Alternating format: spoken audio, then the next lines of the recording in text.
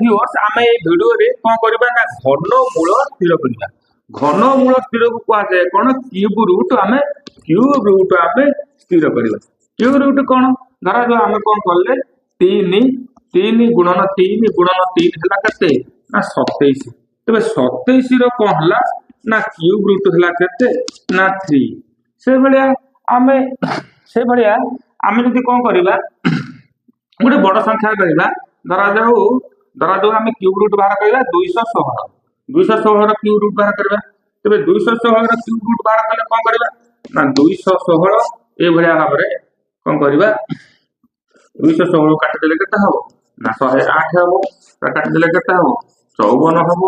दु काट देले केते हबो 27 हबो। काट देले केते हबो 3 3 की 3 ना 27 3 3 की 9। तबे क्यूब रूट कत हबो हम क्यूब रूट तो कौन करबा ना उत्पादिक बाहर करला। तबे 3 टा 2 रे आमे गोटे 2 नबा 3 टा 3 रे आमे गोटे 3 नबा। तबे एठी कोन हला 2 गुणन 3 माने केते हला 6। तबे 6 रो क्यूब हला केते 216 किंतु आमे कौन करबा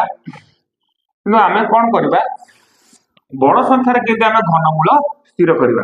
बड़ संख्या रे केते घनमूल स्थिर करबा धरा जाऊ आमे को करबा ना 857 तो लिखे दउची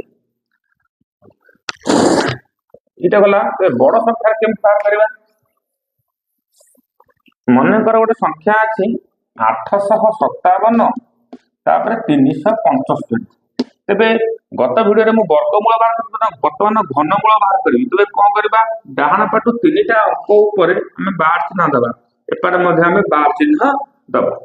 बार चिन्ह दे देला परे हमें प्रथम स्टेप रे कोन करबा प्रथम स्टेप रे हमें 375 रो जेहेतु एकक घरे 1 अछि तबे एकक घरे 5 लिखि दबा। तो संख्या रे एकक घरे 5 लिखि दबा। तापर द्वितीय स्टेप 857 कोन ना 9 रो क्यू रु अधिक 10 रो क्यू मरु कम 10 रो क्यू 1000 9 रो 729। तबे 729 भितर 857 हैला।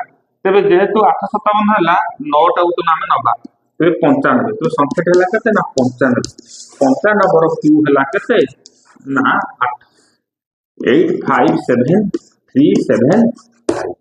Okay thanks my dear students.